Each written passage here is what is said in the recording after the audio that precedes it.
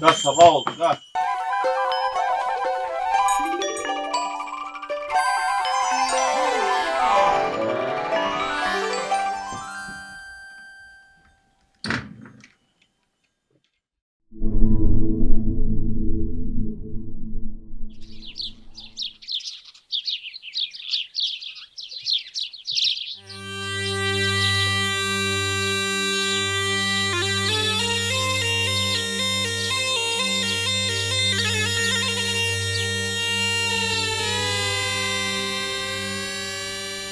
Çıkardım sırları da önünde nazara. Çıkardım sırları da en önünde nazara. İkimizi koysunlar da bir daracık mezara. İkimizi koysunlar da bir daracık mezara. Sarı çamın altında da ben uyuya uyuya. Sarı çamın altında da ben uyuya uyuya. Şeker olsam karışsam da yarın içti suya. Şeker olsam karışsam da yarın içti suya.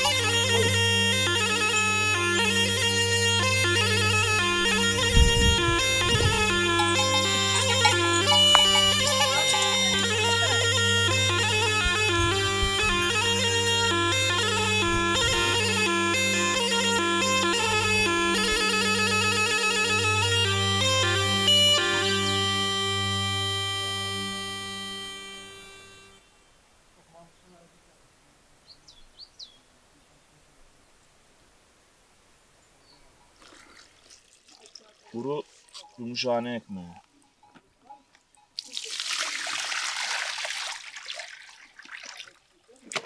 Bizim buranın vazgeçilmezi her evde olur. Taze ekmek bulamadığımız zaman bu.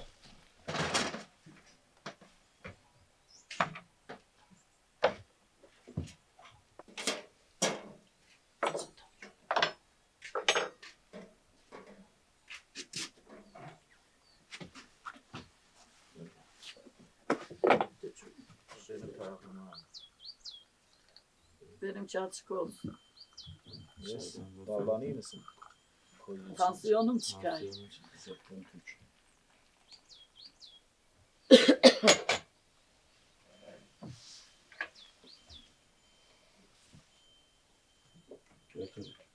Kötü bakak her sabah vuruyor. He. Ya bu sefer seninki gibi. Bu sefer benimki bir oldu. Ben abi sert yumurtaya anca şey yaptım, çözdüm hangisi. Adım Rukiye Orhan. Bu köyde doğdum, büyüdüm. 58 doğumluyum. Gümüşhane'nin Torul ilçesi Zigana köyündenim. Burada doğdum, büyüdüm, burada evlendim. Şimdi hayvancılık yapıyoruz çocuklarla beraber. Evlendikten sonra bir gurbet yaptık, dolaştık. Emekli olunca yine köyümüze döndük. Köyde hayat çok güzel ya. Şehir hayatı çok karışık. Tabii doğal her şey. Kafa dinliyorsun.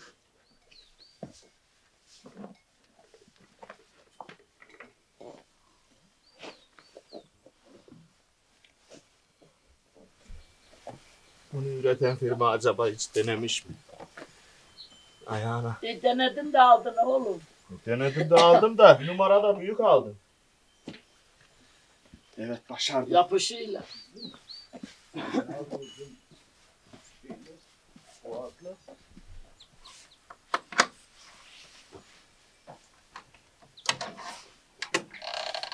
Evet. Baylar bayanlar. Kalkın bakalım. Hadi.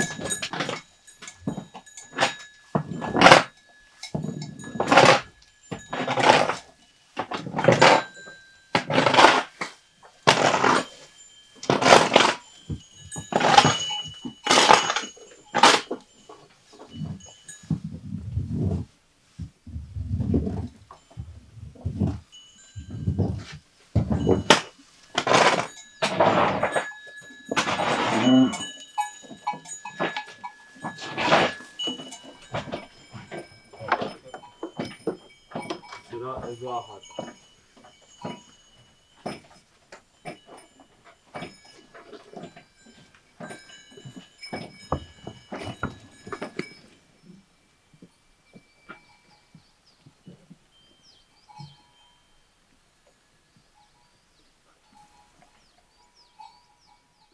Bir gün eğer buradaysam sabah kahvaltı, inekleri sağdık, sütü vur, evin temizliğini yap. İşte odun işi varsa ufak tefek çalı çırpı topla götür. İşte ev işleri. Sütü makineye vuruyoruz, işte kaymağını ayırıyoruz, peynirini yaparız. Kaymağı da köye götürüyoruz, orada yağ yaparız, satarız işte. Bu da bizim geçim. Zincir taktın mı? Taktım.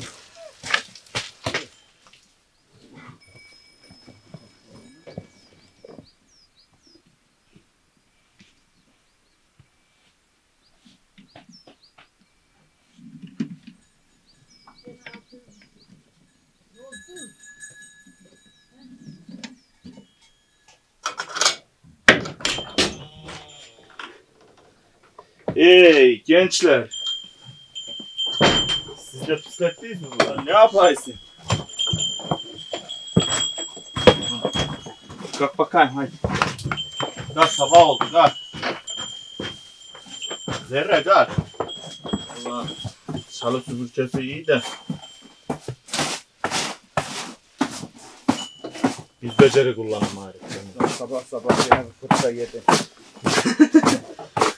Her zamanki fırçaları annemin.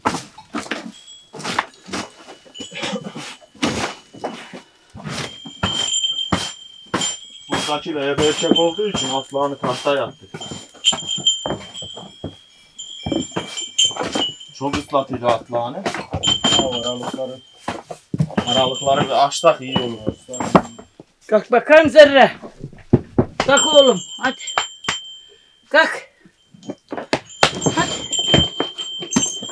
Oo, nenenin kuzusu. Acıktın mı? Oh oh çiğif yap.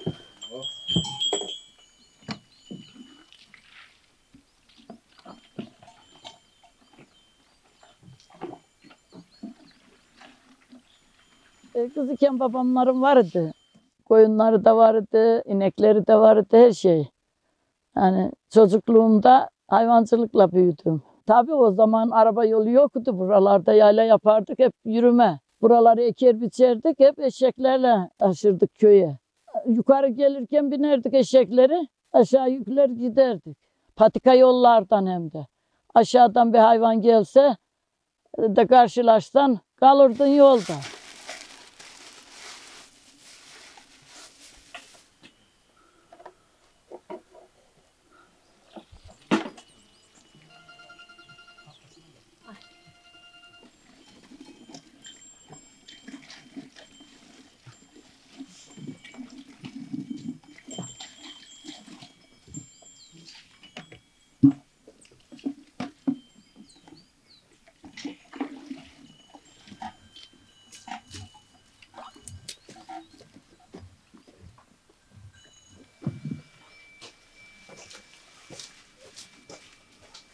Ben tutayım bu. Bağladım. Harika.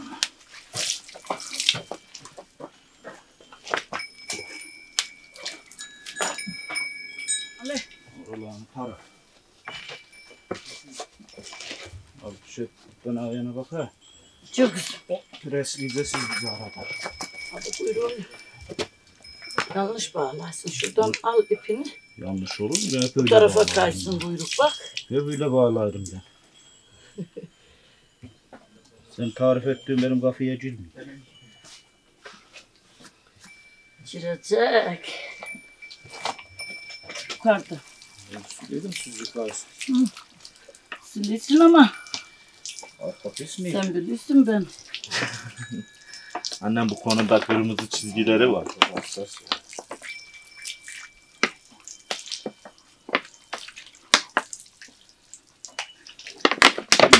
Şimdi ver erbezin.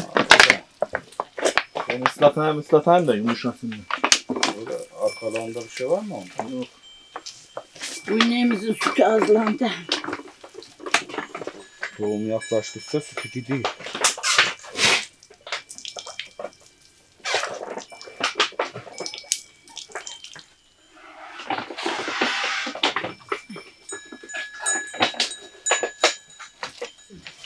Kaygan olmayın memeleri. Kantoron yağı sürüyoruz ellerimize. İneklerin de memeleri rahat oluyor, sağlıyor o zaman. Yarası bir şeysi varsa da tedavi ediyor.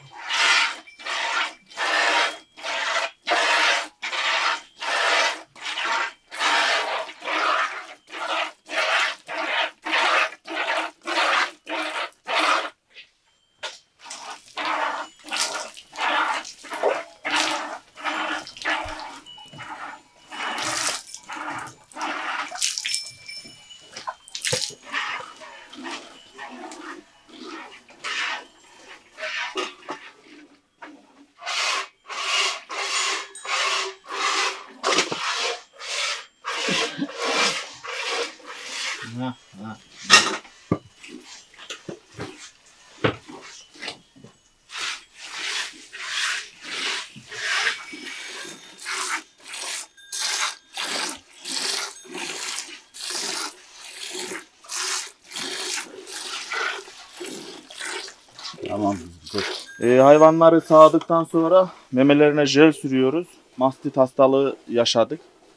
O yüzden hayvanların memelerini sağımdan sonra uçları açık kalıyor. Dışarıda sinekler mikrop üretip memelerin ucundan içeri veriyorlar. Bu da meme kaybına, körleşmeye sebep oluyor. O yüzden kapatıcı jel süreceğiz şimdi.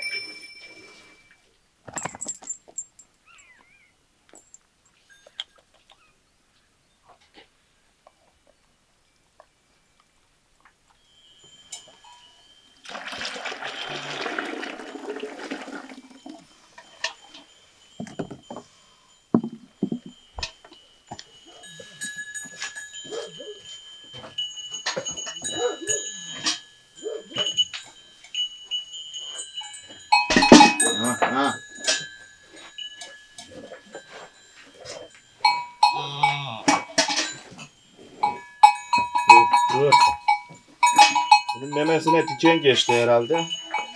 Diken geçtiği için sağarken acıtıyor herhalde. O yüzden biraz da zaten yani zor alıştırdık sağmada bunu danayken.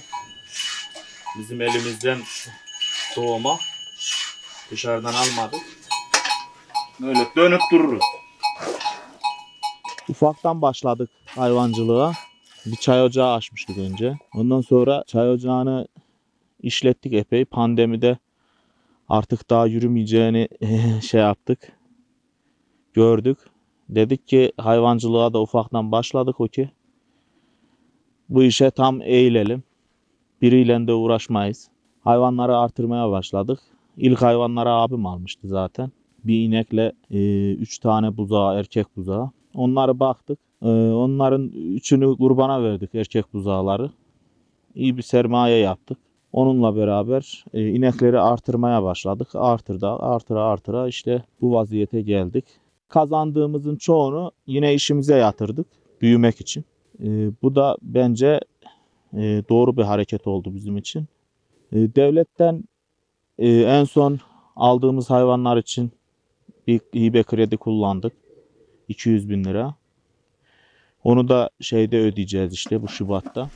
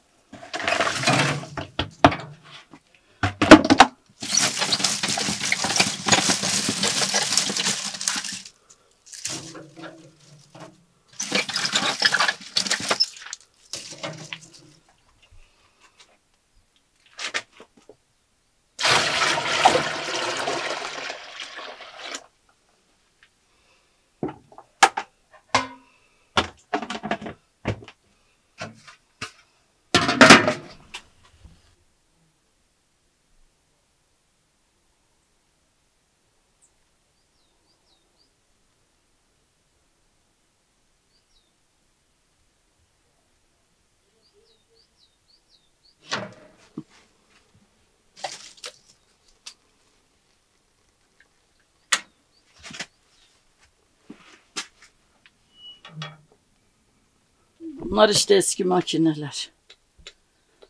Ceryanlı aldık. O da ne bileyim bazen güzel vuruyor bazen vurmuyor. Aşağıda burada ceryan olmadığı için getirmedik.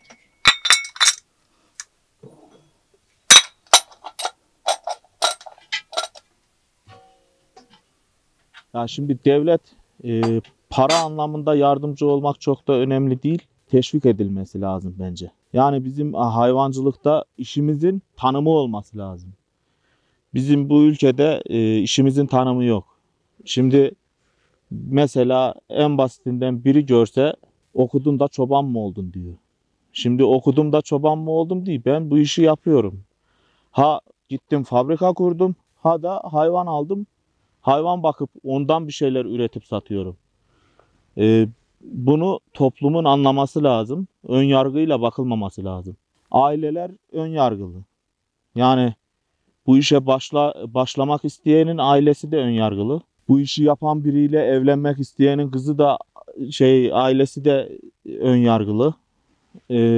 Toplum genel olarak hayvancılığa bir kötü bakıyor. Yani konuştuğun zaman en güzel iş senin diyor ama iş başka şeye geldiği zaman diyorlar ki çoban mısın? Çobanım. Benim için hiçbir problem yok. Peygamber Efendimizin mesleği çobanlık. Hiç de bundan gocunmam. Gelirim Hacivat. Sakin ol. Hacivat. Oğlum. Acıktın mı? Al. Oh. Çok iyi.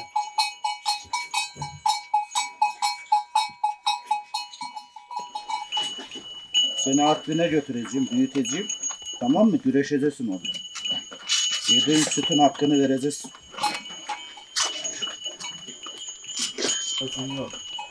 Biz Ve kardeşimle bu işi yapıyoruz. Çiftçilik, hayvancılık. Ben ahıra giderim. Hayvanların pisliklerini temizlerim. Memelerini temizlerim. Hijyenik bir hale getirip sağıma başlarız.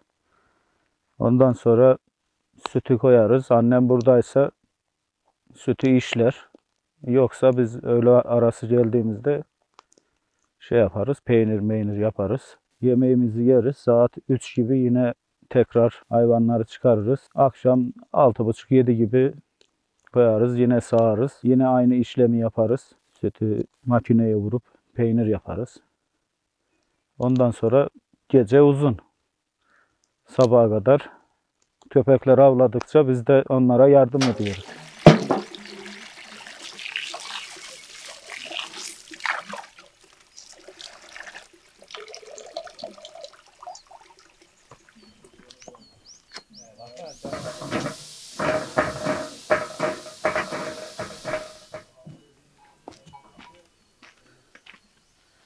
Ağaçlar burayı yaparken kıyamadık kesmeye.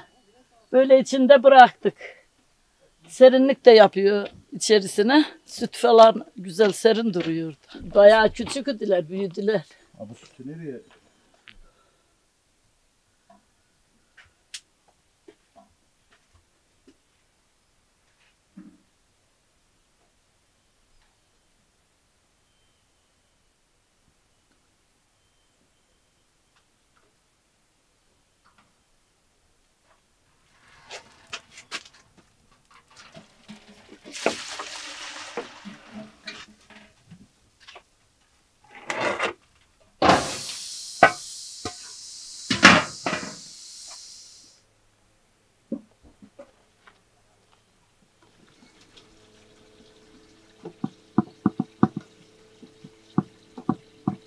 Elektriksiz işte güneş enerjisinden lambamızı yapıyoruz. Televizyonda olmasa da olur. Eskiden televizyon mu vardı? Telefonumuzu şarj ediyoruz yeter. Eğer güçleri yetiyse yapsınlar yani. Güzel. Eğer tam anlamıyla yaparsalar para da kazandırıyor yani.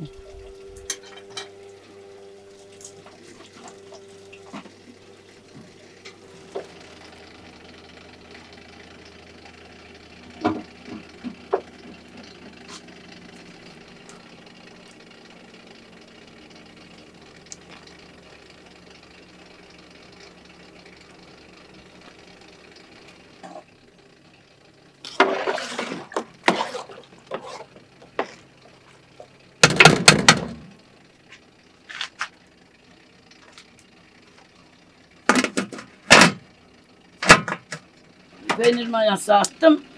Mayalanacak. Ondan sonra peynir olunca torbaya dökeceğim. Buraya koyun sütü ısınsın.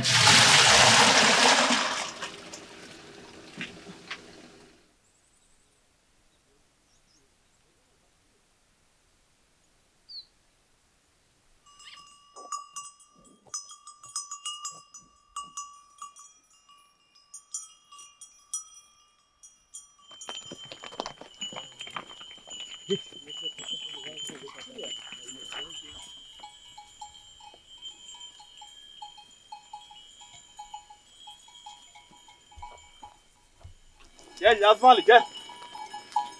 Gel yazmalı. Haydi. Haydi.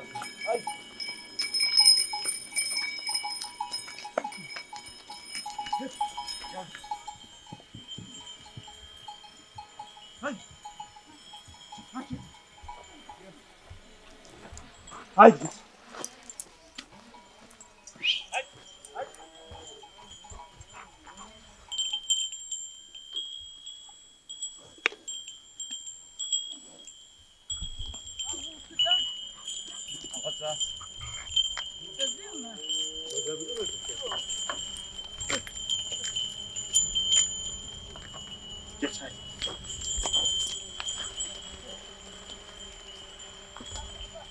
Hadi oğlum Allah selamet versin. İşiniz rast gelsin. Sağ ol, görüşürüz.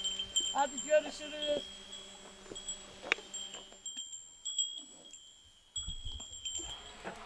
Haydi.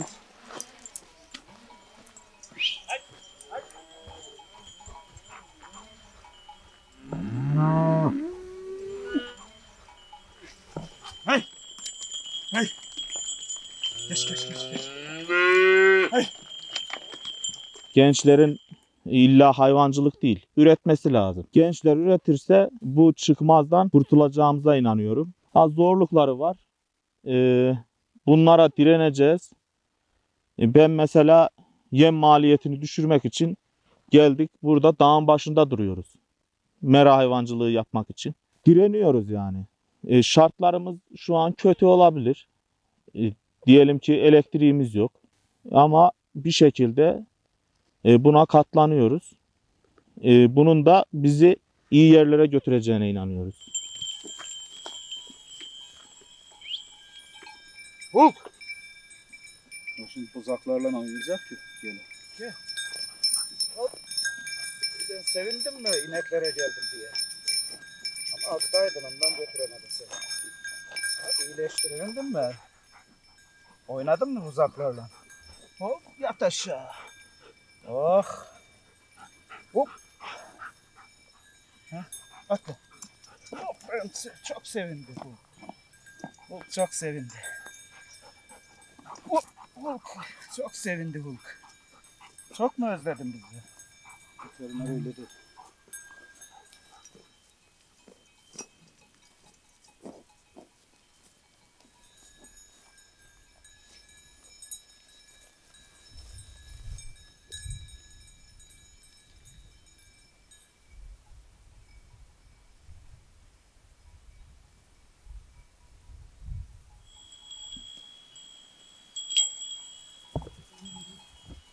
Gel.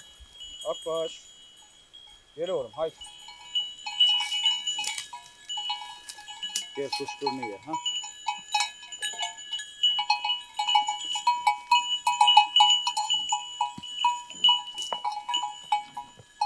Bunları da ye.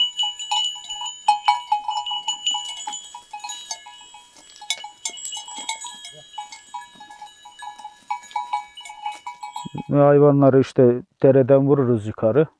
Orada derenin kenarları yeşil olduğu için besin değeri yüksek otlar var orada. Oradan otlarlar, çıkarlar ormana. Biz de üstten izleriz onları. Çıkıp önlerine alırız onları. Çok sever suyu.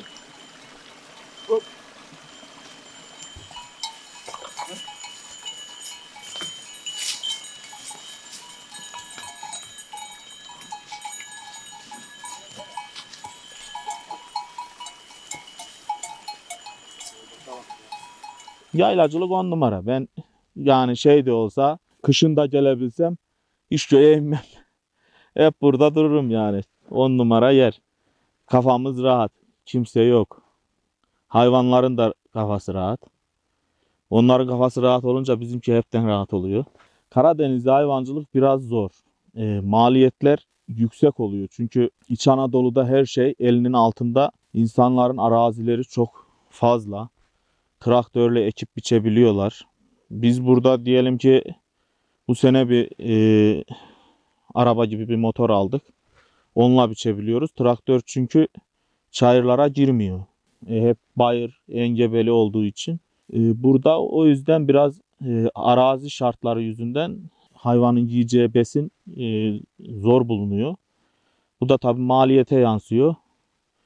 İş yükünü artırıyor.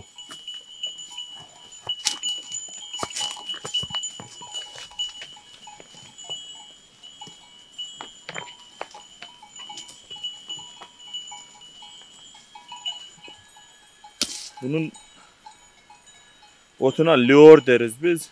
Şeyin altına, çayırlardan biçtiğimiz otların altına atıyoruz. Kokusu böyle kötü. Fareleri kaçırıyor.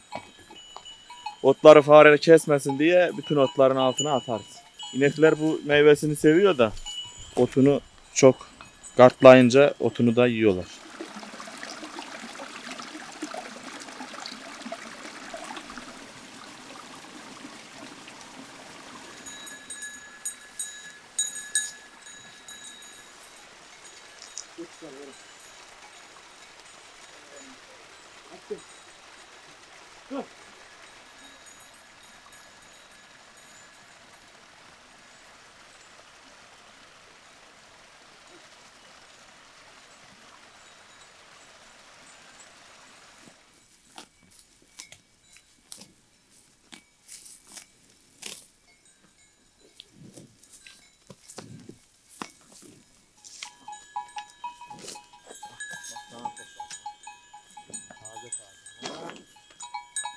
Götür. Ama yarısını attın yani. Allah Allah. Beğenmedin mi benim elimde? Buradaki tereyağını hiçbir yerde bulamazsın. Buradaki tereyağı hayvan bu ormanda işte bu otu otluyor hayvan. Buradaki tereyağı bir yerde bulma şansın yok. Biz de bu otu otlasın diye gelip bu dağın başına çıkıyoruz.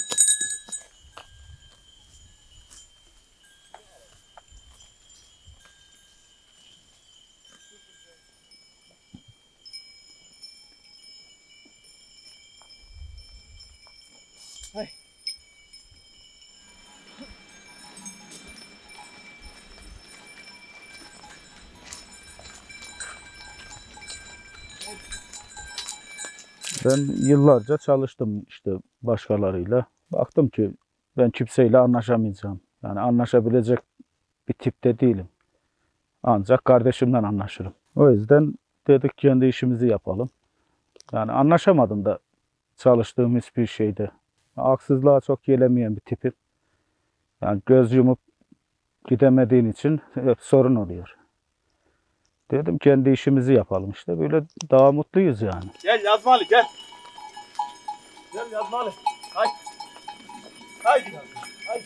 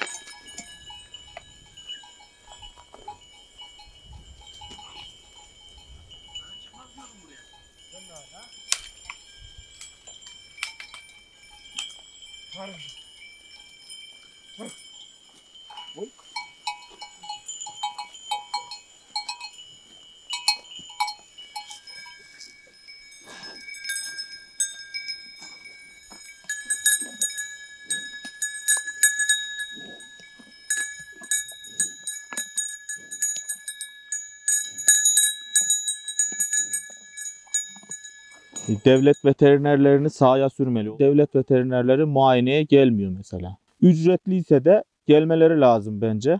Bu veteriner sorununa bir çözüm bulunmalı yani. Devletin buna eğilmesi lazım. Veteriner sadece ziraatte oturmamalı. Sadece senede bir kere görmemeliyiz biz veterinerleri, devletin veterinerlerini. Sürekli görmemiz gerekiyor. Ben öyle düşünüyorum.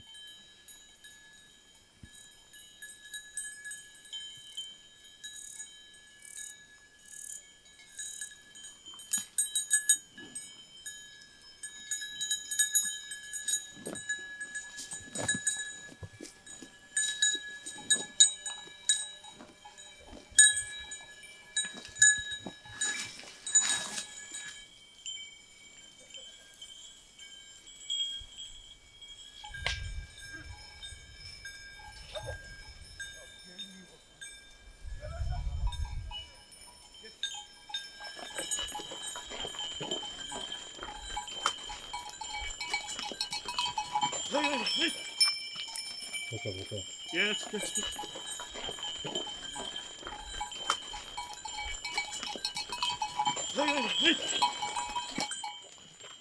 Geç. Hay.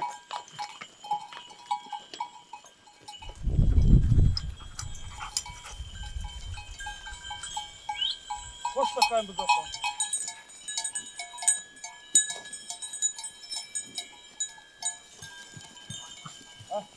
Benim hedefim yani bizim hedefimiz abimle inek sayısını bir seviyeye çıkarıp süt üretmek, tereyağı üretmek, ondan sonra buzağlarını satmak, besiye giden buzağları satmak, diğerlerini de damızlık olabilecekleri ayırıp saklayıp hayvanlarımızı gençleştirmek. Bu şekilde üretip kazanmayı planlıyoruz. Tabii daha modern bir sistem kurmayı düşünüyorum. İleride inşallah olur. İş yükümüzün az olduğu bir sistem kurmayı düşünüyorum.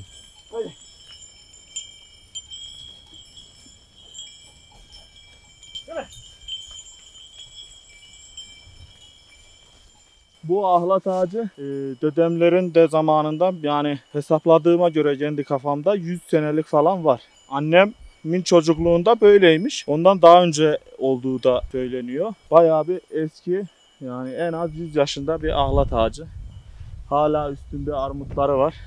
Ahlat meyvesi. Hayvanlar da hala besleniyorlar. İnekler bayılıyor. Şimdi buradan aşağıya ineceğiz. Burada çok fazla zaten ahlat meyvesi. Şu anda tam mevsimi. İnekler hep ahlatların altında. Fazla yedirmiyoruz çünkü her şeyin fazlası zarar. Onun da fazlası zarar. Biraz yiyorlar. Ondan sonra çok bağımlılık gibi yapıyor onlar da zaten. Hepsi üşüşüyor şeyin altına.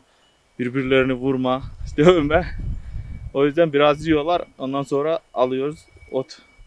Devam ota. Çocuk suyla nerede? Haydi. Haydi. Geç. Boncuk geç. Yok yetişmediler. Ne yedin? Yok bırak. Geçiyor.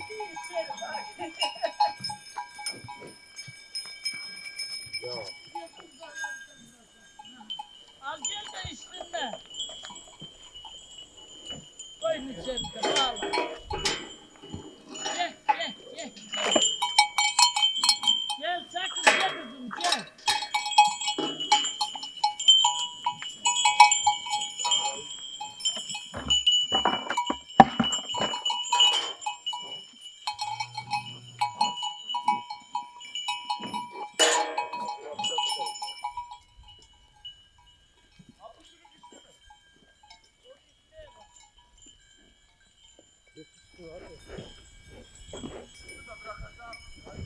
Her alan papatya çakıl içmedi. Her ay yok her ay. Annem bizim her şeyimiz. Bu işi öğreten, yanlışımızda uyaran, bizim elimiz, ayağımız, her şeyimiz annemiz. Yani biz hiçbir şey bilmeden bu işe başladık. Dedemler zamanında yapıyordu. Abim biraz yetişti, ben yetişemedim. Ama bu işin içine girmek lazım. hastalığını, şeyini, her şeyini bilmek lazım. Burada yapalım. Burada mı yapalım? Hemen yapayım mı ama? Güzel götürecek. Yabani hayvan illaki var. Ayı çok var, domuz var, kurt var. Geliyor geceleri. Gündüz bile geziyorlar. Aşağı köyde çok yürüyor. Fasulyeleri iyi. Burada tabii ekmediğimiz için eksik yiyecek yani. Ayı. Domuz da açık bulsa girip patatesi falan eşiği. Ama köyde çok ayı var. Akşamları da kapıların önlerine geliyor. Ayıdan bahsettiydiniz. İşte ben babamların orada bugün gördüğünüz yerde dururken böyle evin yanına geçtim. Ayı yoncayı bir kopardı ağzıyla. Ben ayıyı bir gördüm daha ayı diyemedim. Sesim gitti, bir hafta hiç sesim gelmedi. Öyle gördüm mü birdenbire kesiliymiş ses. Ben de öyle oldum. Korktum. Ama o zaman tabii daha küçüktüm yani. Büyük değildim.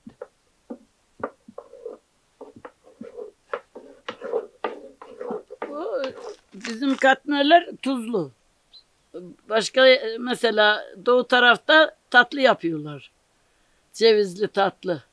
Sadece tereyağıyla dökürük içine açarız, pişiririk. O doğu taraftaki katmerler tuzlu, tatlı.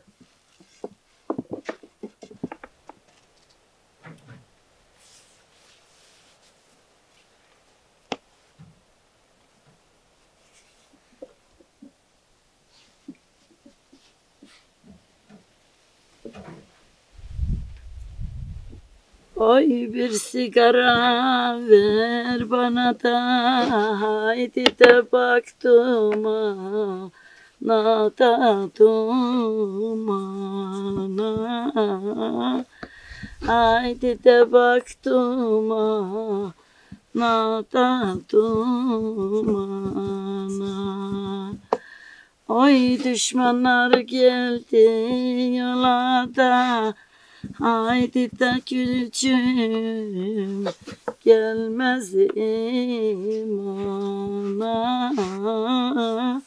haydi de gülcüm gelmez imana oy gel ağlama da sevdiceğim ben yine gelirim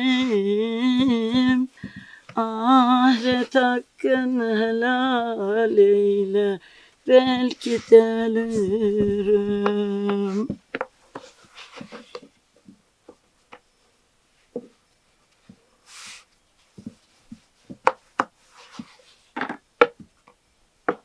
Eski yaşam biraz yorucuydu ama şimdikine göre çok daha iyiydi yani psikolojik olarak. O zaman beklentimiz yoktu, bir şey yoktu. Ne varsa ondan yetinirdik. Şimdi beklentiler çok olduğu için hiç gençler de pek mutlu olamıyor yani. Yetinmiyorlar hiçbir şeyler. Oldukça istiyorlar, oldukça istiyorlar. Oysa mesela benim anam babam dedim ya ola geçilen yavruların üstünde. O daha mutluydular. Bir beklentileri yok. Hayatlarını yaşar giderdiler. İşte ana gitti, baba gitti, hep gittiler. Ne yapacağım? Ağlarsa anam ağlar, gerisi yalan ağlar. Keşke yaşasaydılar.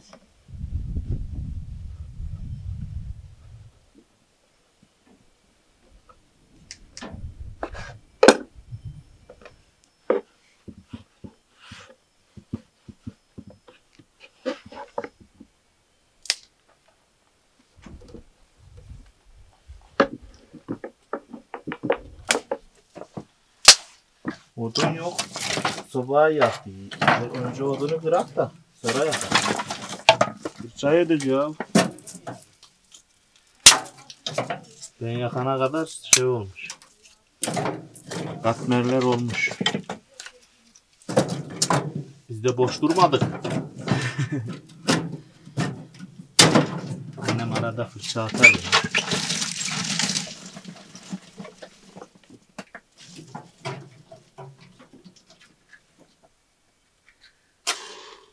İnşallah sobayı yakabiliriz. Yoksa annem Gene fırçalayacak. Çıraları çıra değil. Ben ne yapayım? Hadi dostum. Abi hayatta en az becerebildiğim iş bu soba yapmaktır belki de. Her işten anlarım da bu biraz sıkıntılı.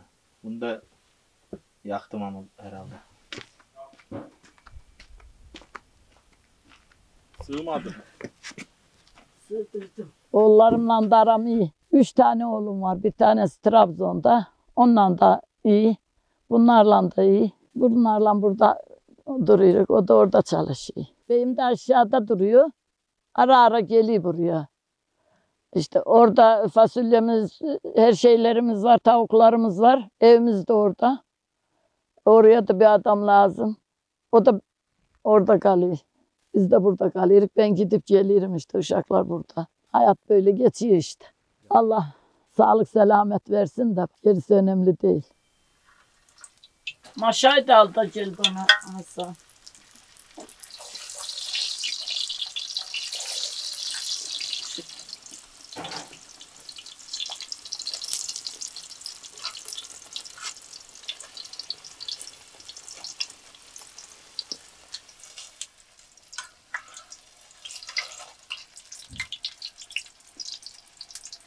Çok hızlı pişmeyecek ki.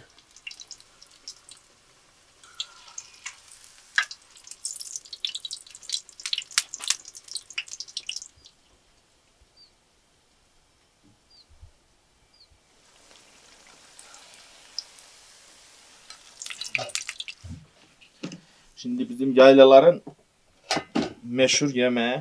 Yaylaya kim misafir gelirse ona bundan illaki yapılır. Hoşmerli deriz biz. Kaymak, tuz, mısır unu. Başka bir şey yok. Hoşmerli. Kuymağa benziyor ama peyniri yok içinde. Tereyağı da yok. Kaymak ve mısır unundan yapılır. Sadece tuz ekleriz.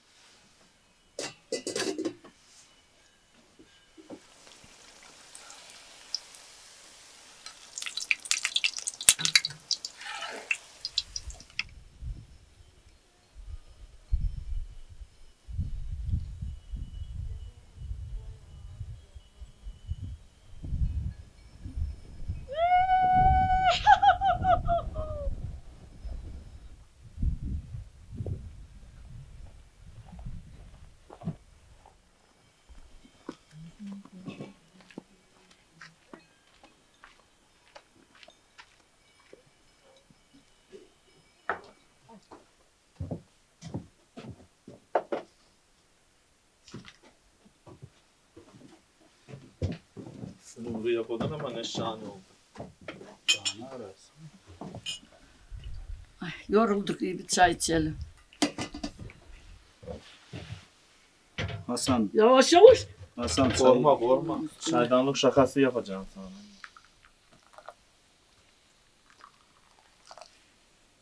Eski kahveci bakar nasıl çay demler. Oo, çayıma laf ettirmem. 2 saat demlik aradık. Yok burada derim. Yani insan oğluna bu kadar mı güvenmez? Evet efendim, buyurun.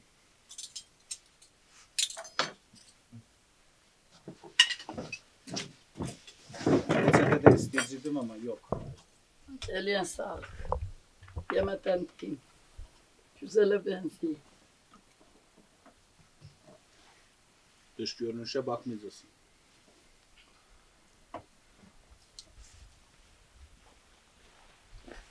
Ama tuzsuz oldu sanki anne. Yok iyidir iyi. Tansiyonumuz çıkar. Hem yağlı hem tuzlu.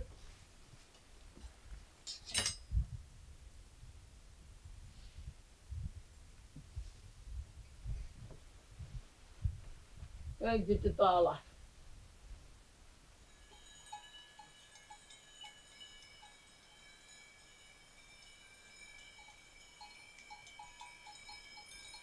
Öncelik sırasına göre vereceğiz. Kalırsa vatandaş. Enerji hiç bitmiyor. Şu da gide kay. Ben herkese tavsiye ederim. Cesareti olan. Eğer yani çocuk oyuncağı değil hayvancılık. Yani bunu dışarıdan bakıp da şu hayvanı şu fiyata aldım, şu kadar süt verir, satarım, şu kadar para elime geçer diye hesap edip girmemek lazım. Ben bu işe girecek olan insanlara tavsiyem şu ki gidin ufak büyük bir çiftlikte çalışın işçi olarak. Para bile almasanız olur eğer niyetinizde varsa. İşin ne olduğunu, nasıl işlediğini öğrenmek gerek. Yoksa hata yapa yapa öğreniyorsunuz. Biz de yapa yapa öğrendik.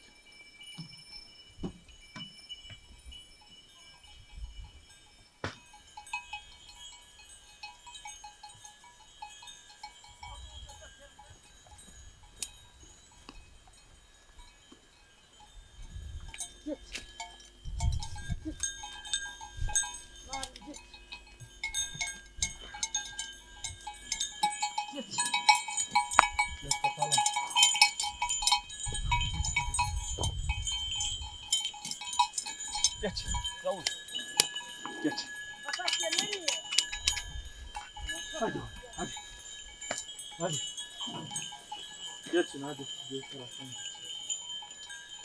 Haklısınız. Yolumuzun üstüne arabayı çekmemem lazım. Benim söylemek istediğim gençlere hayatlarını sadece orada memur olurum, burada polis olurum, asker olurum diye mesela üniversite okumasınlar. Herkes memur olacak, herkes asker olacak, herkes polis olacak diye bir kaide yok. Herhangi bir şey üretsinler. Hayvancılık yapmak isteyen de korkmadan bu işe başlasın ama bilinçli yapsın, bilinçli başlasın. Ben gençlere bunu tavsiye ediyorum. Şu ana kadar yaşamış olduğum tecrübelerime dayanarak.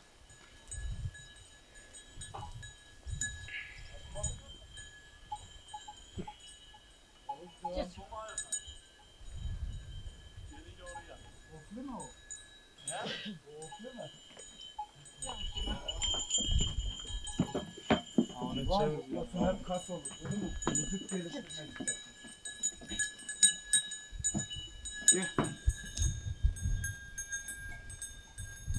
Bakalım gözleri sürmeli.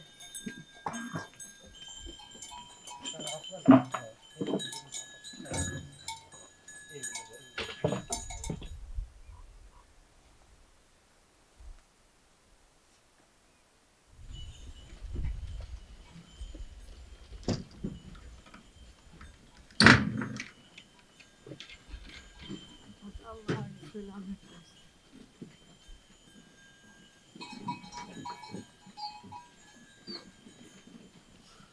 Yaylanın çimenine de gelmenin emenine. Yaylanın çimenine de gelmenin emenine. Olayım dolanayım da boylarının enine. Olayım dolanayım da boylarının enine.